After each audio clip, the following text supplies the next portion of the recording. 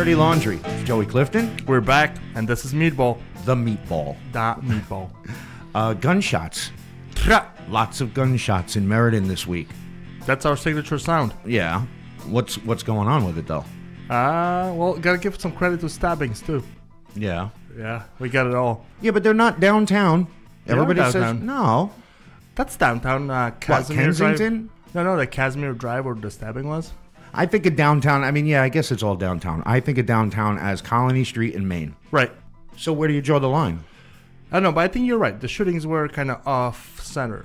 They're not down where our shopping district is. Oh, yeah, they're not scaring our customers away. No, although shopping district is over by the mall. Right. Right. So this is all Michael Caraberta's fault? Yes, it is. Because of the referendum, and we don't have enough police, right? Supposedly that's how they're trying to spin it. Well, it's funny because Cheshire is applying for a justice assistance grant. Yeah. It's $6,000, and it helps put more police patrols in the overnight. But that's because of the break-ins. Right, because all the car break-ins and everything. They've been going from Wallingford to Cheshire, Southington, Meriden. They kind of always come back home to Meriden. Yeah, but I think Cheshire's smart about it. They use the situation to get some money. I mean, it's not a lot of money, but it's some money, and it's some money that's going to help out. Yeah, but then how come, all right, so with the referendum, they cut $600,000 and cut all the patrols. Neighborhood initiative? Right. So that was $600,000. Then they just recently added $60,000 and put those 3 cops back in the middle schools. Okay. SROs. And now they want to reinstate the $600,000 so they could get the rest of the police officers back on the neighborhood patrol. But you got to understand, that's how budgets work. You don't cut from back end where nobody's going to be impacted. You cut from front end when people are impacted, then people are more likely to pay taxes. Yeah, but Cheshire's only looking for $6,000, and they're going for a grant for it. But we need $600,000. Yeah, but is Meriden going for a grant for it, or is it trying to squeeze the taxpayers for it? Well, along with Eversource. Yeah, that whole debacle. No, we got to be a little bit more organized and see where we can get the money. If we have an issue as a city, focus on that and see how state and federal government can help us out. The Eversource thing. What happened? 3.4 million over the course of 2 years. Yeah, miscalculation, I guess, of some sort. Of course, we can't really confront the 2 people in the assessor's office because they have recently retired. Oh, good for them, with pension. Yeah, well, we don't know that. I heard a rumor that they gave their pensions back, which I find really hard to believe. It wasn't the pension, it was the going away package. So you think they knew? They knew it was coming and said, hey, let me retire and get out of the way. I still believe it's not their fault. How could it not be their fault? I think it's the system in the city hall is not set up right. Well, how can one person have such an impact on the whole income of the city? Well, it was 2 people. 2 people, whatever. It has to be a system. $3.4 million, right? Over the course of 2 years that they forgot to charge Eversource. Sure. So who picked up that tab? We did. The taxpayers. Yes. Okay. Now the assessor's office is going to go right back to Eversource and say, hey, you owe us $3.4 million. Expect that check in the mail. Right. So where is that going? Where is that extra for next year? We can just sit back and watch this. We got those 2 people that got scapegoated for it. Yeah.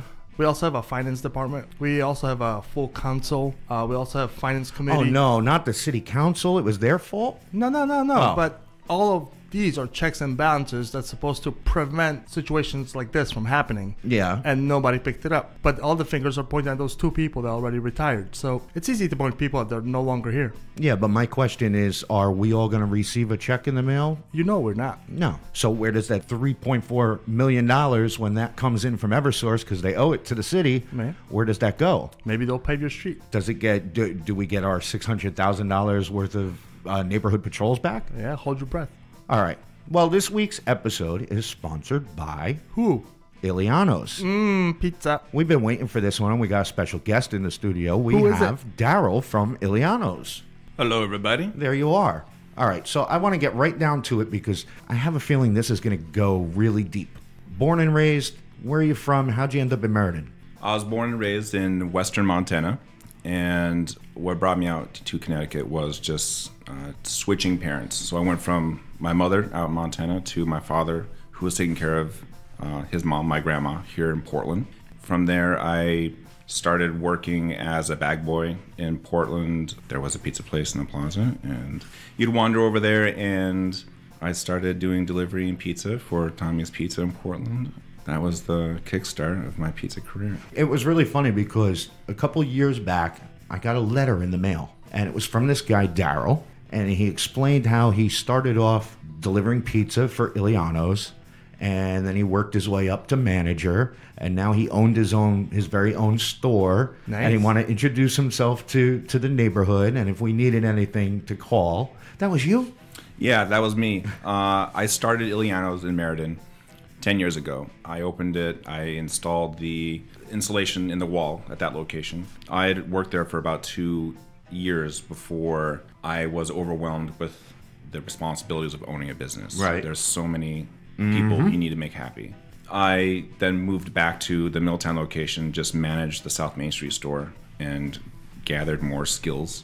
And about 3 years ago or more, I was offered to buy into the location in Meriden, and I took the opportunity. I knew I was about to have an opportunity to own my own store at some point. Right. And this is what happens. Where'd you get that idea, though, to mail everybody a handwritten letter? Because that was pretty cool. It was an introduction, because the transition from who was managing the store to the manager at the time to me there was some things that weren't being done properly as far as running a business. Right.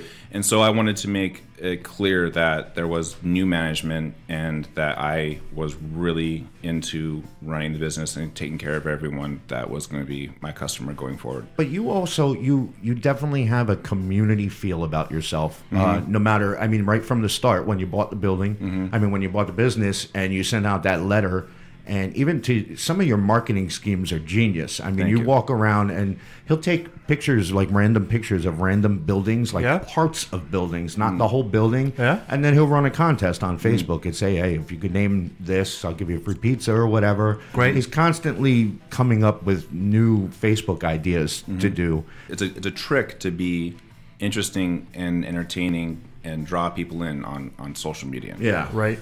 But also don't seem like a shill of a business. You know what I mean? Right. Well, because a lot of businesses, they automate that now. There's guys that'll do social media marketing. They're like $2,000 a month, and they take care of everything. And they have these bots, and they get you followers, and it just takes that personal connection out of it. So people see me on social media. They know I also represent Illianos. Right. But I also have to be myself somewhat too. And well, that's also a fine line when you're representing a business, but you're trying to be yourself too. Yeah. And when you see some of the crap that they post on Meriden Talks, and you want to respond from your real self, and you have to kind of double think exactly what you're going to say, because it could affect your business. Yeah, there's been times where I've had to think very carefully about how I wanted to respond to some things. Right. And sometimes I let out my perspective on stuff. And I've been called a Trump supporter, and I've been called a snowflake. But it's because I actually think about, whatever the issue is that we're talking about. Right. I like to actually think about the perspective of as many sides as I can. I think that's the problem, is right now there's only two sides. Right. And if you're not on one, you're on the other. And people automatically just say, well, you don't agree with me, then you're on the other side. Yeah. So. Yeah, but it takes a special kind of person to see it from both sides. And I feel like I'm the same type of person where I might not agree with you, but I could at least understand how you got to that thought and why you believe the way you do. And most people don't do that. If they can't understand how you see it the way you do, and then you just have to stay out of politics. You got to stay away from certain people and certain questions. How many family members have we all lost over this last election, and friends? I've had people, because my profile is very public, and I have gotten into discussions where I would disagree with someone on a subject, and they would say, well, I disagree with you, and you'll never see me at your restaurant ever again. Right. Well, okay, dang. So the biggest topic of last week, What is it? Darrell moving Illianos downtown. Last week, that was last month. What the hell are you thinking? Crime is up. The number one goal is to own a building. The business that I'm involved with right now is successful enough to look for a building that would fit our needs, Right. Within like 2 or 3 miles, and want to stay in Meriden. That list is super short. Yeah. Right. So if someone out there knows of a building that would be perfect for Illianos, that's on the west side, and would be appropriate for a restaurant. Well, and I think that's the misconception is everybody sees all the vacant buildings and the vacant properties and they say, well, what do you mean? There's plenty of places to move into. But they don't understand every business has a specific need. Yeah. Your need definitely is your own parking lot. Right. Because, no matter what you do, like I'm lucky with the ballroom that I have the garage right next door. So winter months, park for free all weekend long, and people still bitch and complain about no parking.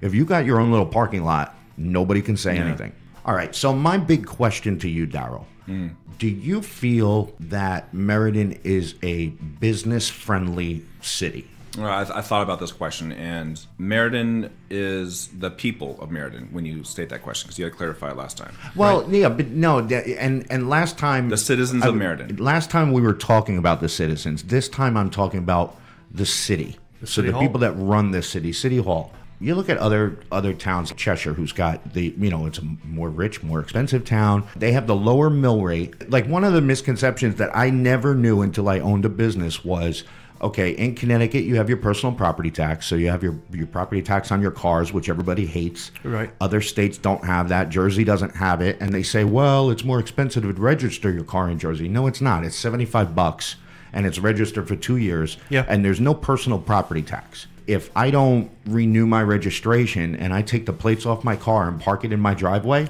nobody's charging me year after year for that. Right. I already paid sales tax when I bought the car. That's how so it should number be. one, I think that's a scam all in itself, but that's a Connecticut thing, not just a Meriden thing. What I didn't understand was once I bought a business, your business has personal property tax. So we're paying a property tax just like on your car. For me, for the Silver City Ballroom, every chair, I had to add up 250 chairs, every table, my phone, my alarm system, TVs, my projectors, my lighting, every single thing, every refrigerator, my 3-bay sink, everything is taxable as a business, and it's based off the mill rate. So what does that tell you? Okay, you look at Cheshire or Southington, a more rich town, more money, lower mill rate, their businesses pay less personal property tax. Meriden, more of a lower income city, our businesses pay a higher personal property tax. So how is that? That being said, Meriden does have lots of incentives for new businesses. So if you were to move to Colony Street, I don't know whether that would be considered a new business. I think it would because you're in the transit district. You can get that first year of personal property tax waived. And then over the course of 7 years, they up it until by the end of the 7 years, you're paying 100% personal property. So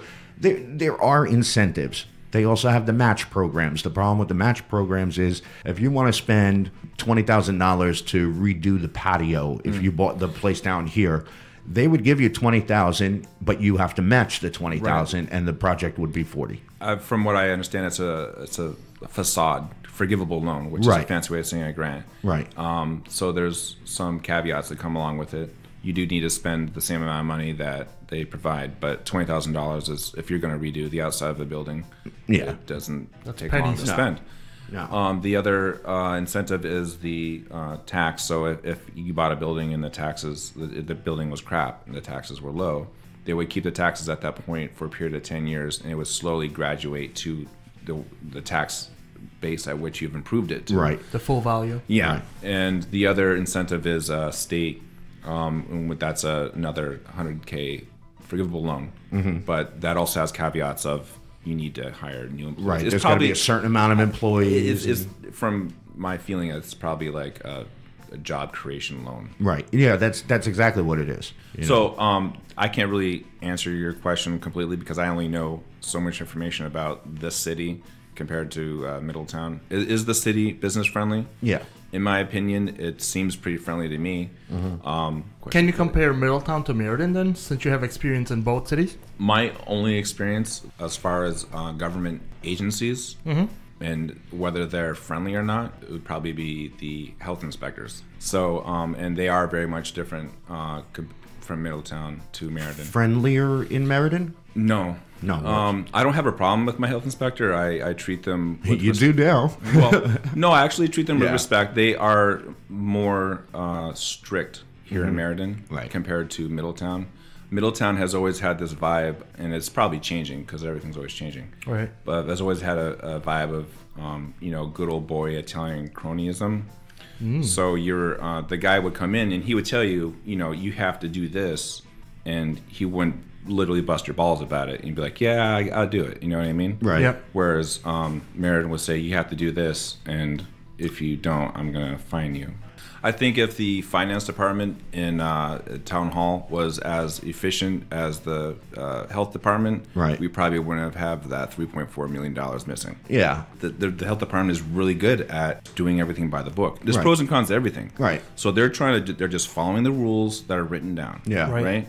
And there's a reason for it, and there's good reasons and bad reasons.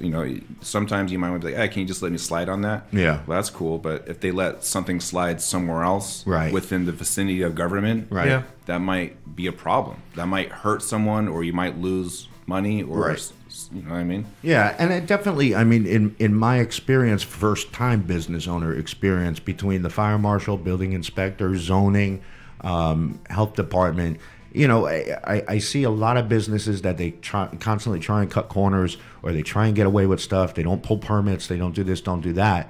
I understand why now, because of the hoops that you have to jump through. But at the same time, I can't complain. I think the incentives that Meriden gives business owners are good to try and get people here.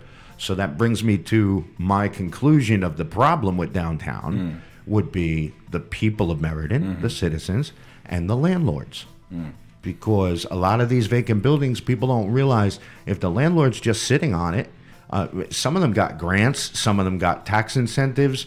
They don't need to fill it. They'll right, just let it sit there forever. Right. But that, in people from Meriden's eyes, that becomes City Hall's fault.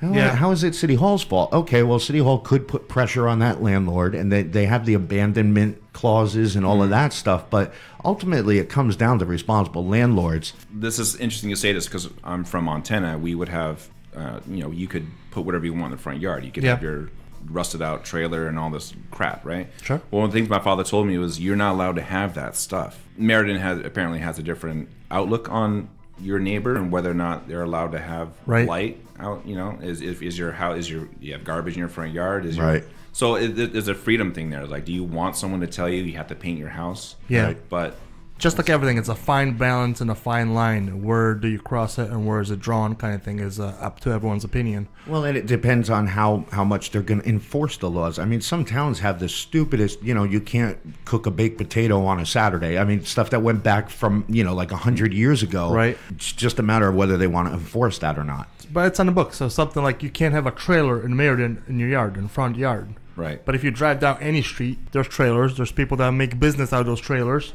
They're landscapers. They're whatever. They have hobby cars or anything. A good example of that, I thought a really cool idea would be have a food truck that most people go into the food truck business because they don't have the money for a brick and mortar business. Right. They like the freedom of traveling around. So I said, well, you know what? We'll park a food truck in the back of the ballroom and give the food truck an elegant setting, a restaurant for the night to serve their food. Yep. And every month we could do a different food truck. Well, Meriden has a law. No food trucks on private property. They have to be on city property. Reason for that? The smoker guy, the over by Lido's. He's got the smoker truck in his driveway. He's been there for years. Somebody complained. Probably. They made a new law. He's grandfathered in. Nobody else could do it. Right. So for me to do that idea, which I thought was a really cool idea because it kind of helps everybody out and brings people aware of new different food trucks and stuff. The idea also with that was if the food truck enjoyed how the night went, maybe they would look at one of the buildings in the area and say, hey, we had a really good response. A lot of people came out, wished we had a restaurant. Maybe I will take one of these vacant storefronts and make a restaurant. The only way you could do that now is to have them park in the front of the building, and then what would be the point? People wouldn't come in to eat the food, they just eat it there on the sidewalk. I just think it's sad that someone has to complain about something that's been going on for such a long time. So Darrell, what are your plans for the new location? Yeah, I want to have a mature bar. When I say that, I mean a place that doesn't have a jukebox where any dope can play whatever they want. Yeah. I want to, and I probably won't be open late most days of the week, probably just like weekends. I just want to have a place where someone can have a cocktail and have a mature conversation. If you had your parents come here, visiting, and they said, Joe, where are we going to go for a nice drink? Right now, I go to Southington, I go to Wallingford, I go to Berlin. In Meriden. Let's like a minute list right now. The top classy places, not we don't have fancy, but where's a decent middle class, middle-aged person gonna go for a nice glass of wine and a drink right now?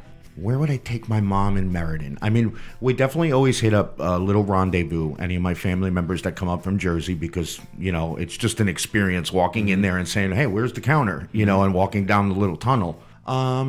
See, you hear a lot of, you're a history buff, especially on Meriden, and you hear a lot about what the cabin used to be like. And I think that's kind of where you're going on. You're recreating kind of that. Well, here's my top 3 places. Yeah. It's going to be Ruby Tuesdays in the mall. Yep. Okay. Oh, salad bar. That's where you're gonna send 50-year-old mom and dad. Yeah. You're gonna send them to Avanti's in South Meriden, even though it's a small bar in there. I've only been there once or twice.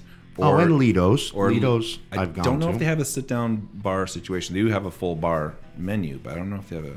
Yeah, no, they don't have an actual bar in there where you would go sit up at the bar. They have their wine, they have the beer. To have a comfortable bar situation, it's basically an adult zone. Right. You know what I mean? Where you want to go and just not have like family situations. Yeah.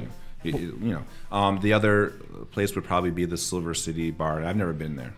Over at the 4 Points. At the 4 Points. Right. Yeah. So those are 3, and that's not a very impressive list. Right. And none of them are downtown. None of them are downtown. No, exactly. No, well, but if you were going to say where am I going to go for a nice drink, you just started rattling off Wallingford and Southington. Right, There's a lot of cool places. There's no cool place to have a drink. And so I mean, there are places to drink, but it's grungy. It's Well, here I don't have a problem with dive bars. They're one of my favorite bars, but it's not something you would send mom and dad. Okay, so if you want to open up this nice, elegant place you could bring mom and dad to, what's your first pick? Catholic Charities has so many advantages. Not Catholic Charities, the business, but the building that they used to be in. The Catholic Charities building, for people who don't know, is the old Permanent Savings Bank, which is located, if you're looking at the park, to the right of the post office. Right.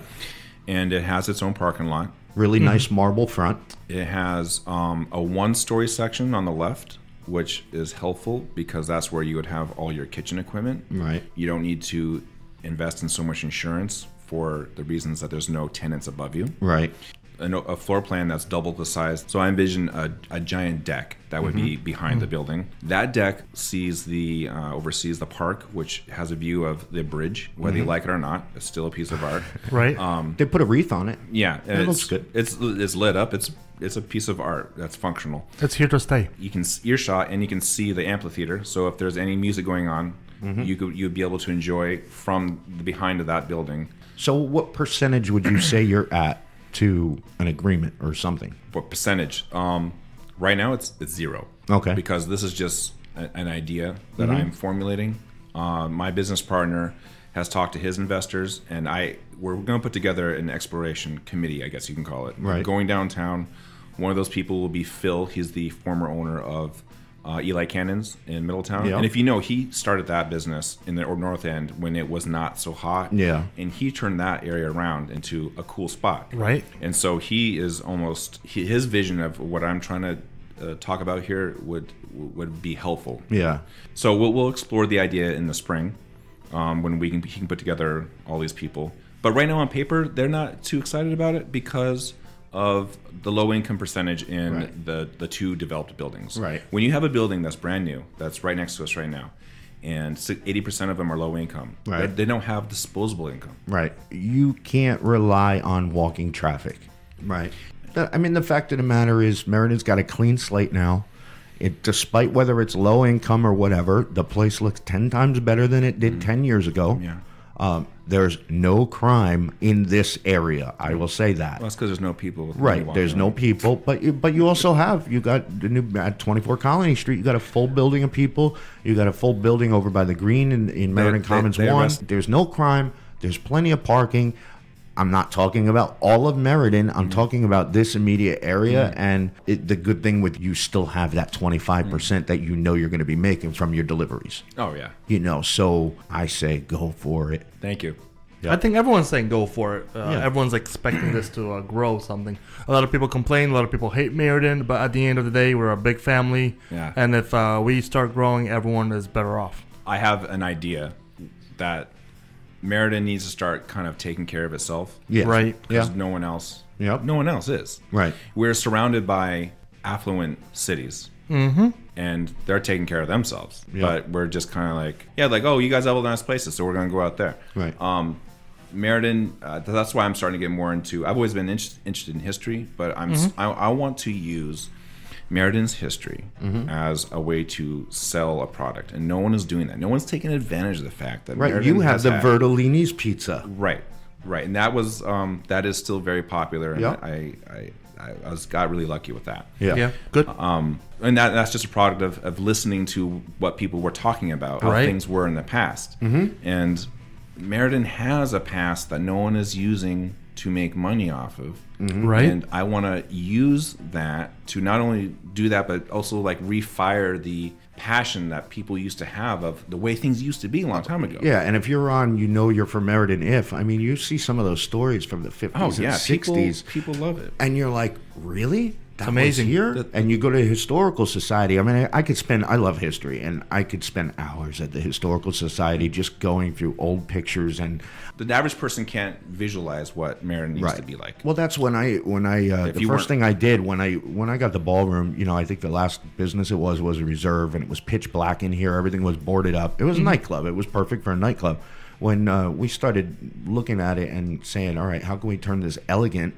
And the first thing I did was go to the Historical Society and take a look at what it looked like when it was a bank. So then our renovation turned into more of a restoration. When I found out there was marble floors, how can you just put linoleum and carpet over marble floors? And that was the first thing. It was like, all the handles for the windows, they were all painted over, and I found out they were copper and brass. You sound like one of those home improvement shows. Yeah. They pull up carpet and they're like, what are they doing covering up the nice wooden floors? What are you guys saying? Are you guys saying make Meriden great again? No, we're not saying that. Stop with that. We're not making Meriden great again. That's Darrell's business idea. Make those shirts. No, well, don't make those shirts, Darrell. The slogan's not a bad slogan. It's just it's tainted. It is. But I think a lot of people that live in Meriden have been here their whole lives. Right. Yeah. They're not going anywhere. And you notice those are the nastiest people, and I say that in a good way, not a condescending way, because they're frustrated because they know what it used to be like. Right. This is exactly where I'm transitioning with this. The people of Meriden, I feel like they have lost a loved one when it comes to the memories of Meriden. The way they're passionate about it and the way they feel about how things have changed is like they lost a girlfriend or a boyfriend. And when they talk about the past, they talk about the good times they used to have, and it's lost. Yeah. But they still live in the house. It's like the Meriden is the house, and they look at all the paintings and pictures of the memories they used to have, and they're so bitter. Yeah. People in Meriden are really bitter about it. Definitely. And it's not getting any better until recently. But they don't want to accept it. You know what I mean? Because we have a park, they hate it. Great. They were someone, we got a grant to put money on Pratt Street. That's great. I think that's all politics. I don't think that's really, when you walk through that park, how can you not say it's beautiful? At some point, we need to start, as a community, sticking with each other and working together to, AKA, make Meriden great again, which is completely possible. I like the Making Meriden logo better. Meriden can be made. Meriden can be made, right? And it just has to. It needs to be done. And there's been so many attempts and failures along the way.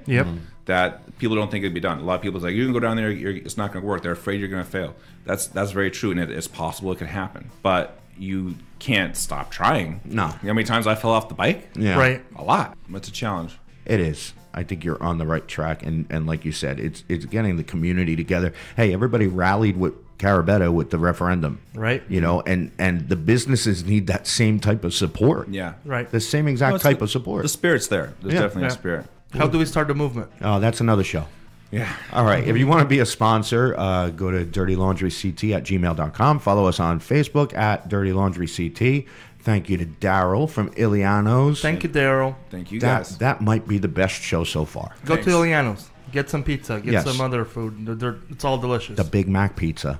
His buffalo chicken pizza is the bomb. I heard he raises the chickens himself. No. Yeah. Dirty Laundry. This week's Dirty Laundry goes to Miguel Castro and the court.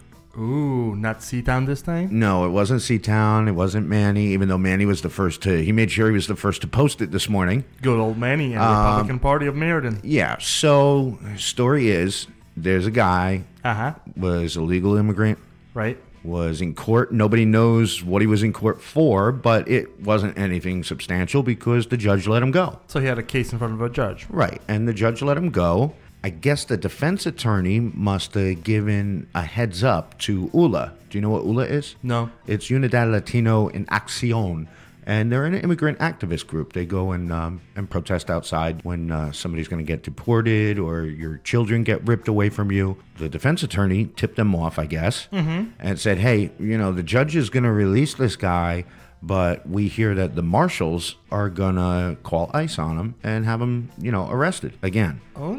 So that's interesting. ULA came down with other people to demonstrate. Castro is very big in ULA, and he's been known to go out and protest and very peacefully with everybody. And I don't want to say that I'm defending Miguel because I really don't know him. All I know is a lot of the things that people talk about online about him. And we don't really know the situation, how it really developed. Right. But what's been reported in the paper, I applaud him.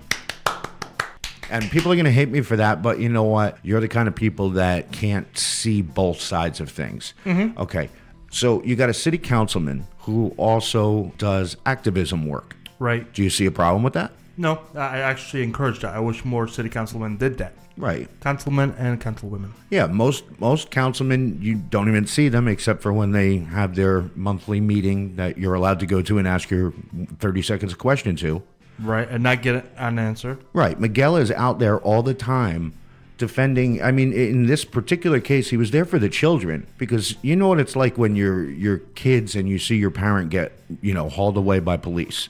So he's there making sure that the kids are okay and just being there as representing Meriden. A lot of people are saying, oh, well, he's puts a bad spot on Meriden by seeing him get arrested. And I'm like, well, not really, because if you look at most activists, if you look at Michael Moore, how many times has that guy been arrested? Multiple. And do you think he puts a bad name on things? No. He brings things to light. And he brings awareness. Right. Regardless if he was there for the children or not, he was there to defend something he believes in. Well, and he was there to help somebody from our town. Yeah. One of the head guys at ULA, John's been arrested a million times for standing up for what he believes in a nonviolent way. Okay, so that being said, the story supposedly is once ULA found out that ICE was coming to take this guy away, the parking lot there with the gates so you can't go in at the courthouse, they stood there and they blocked it. That's in the back somewhere, right? Right, so that way, the truck wouldn't get out.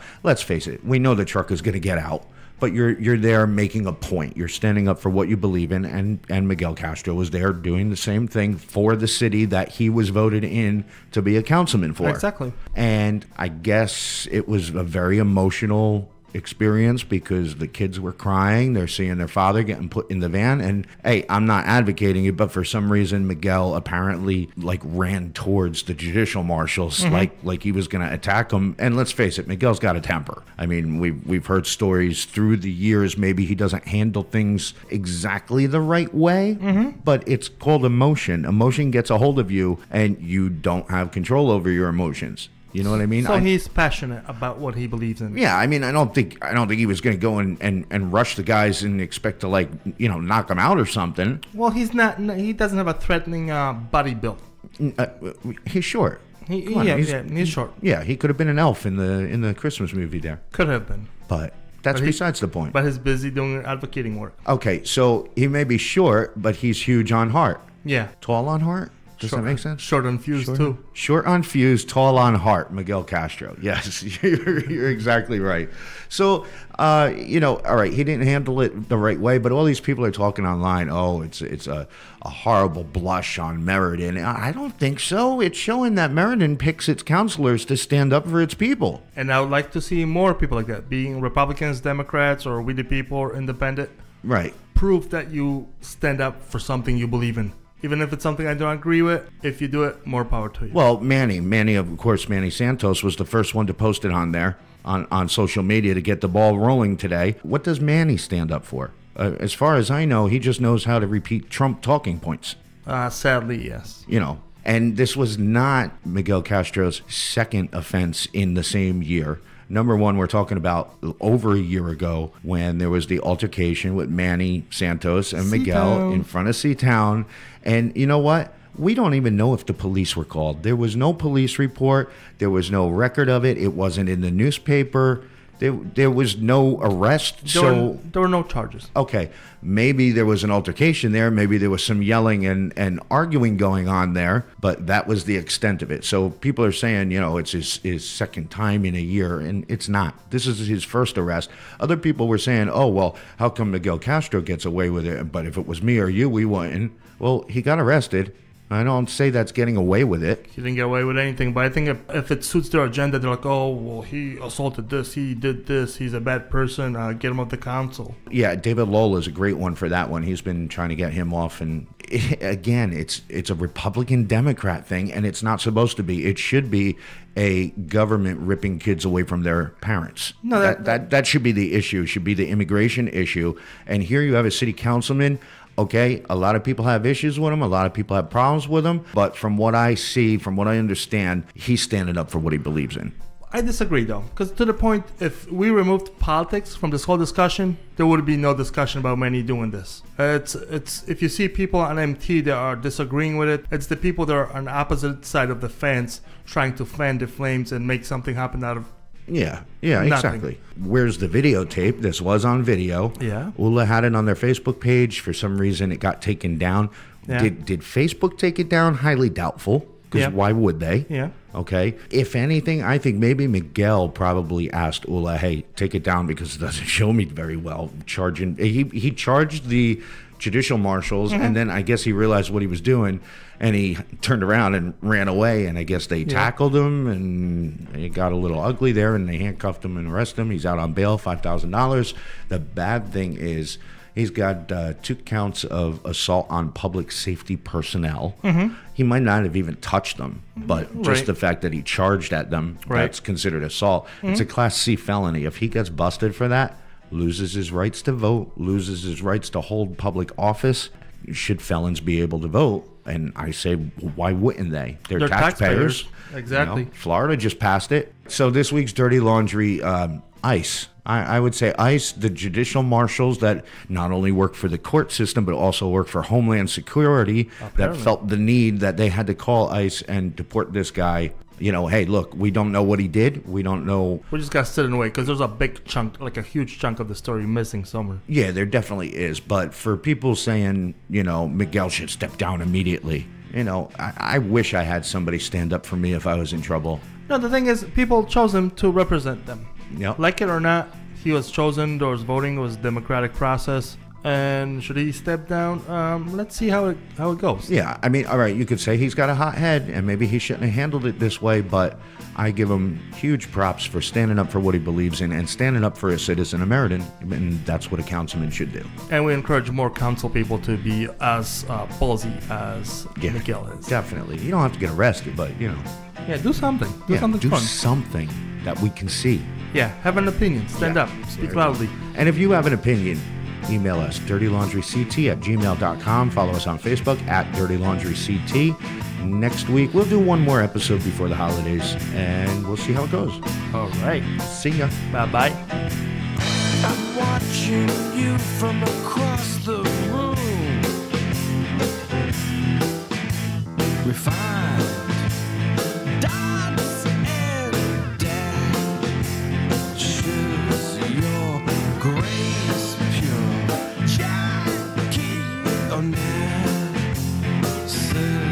my thoughts go from fire to flame. Watch out. Where you get the attitude, I like the way you order food, sit and bite the steam. I like the way you hold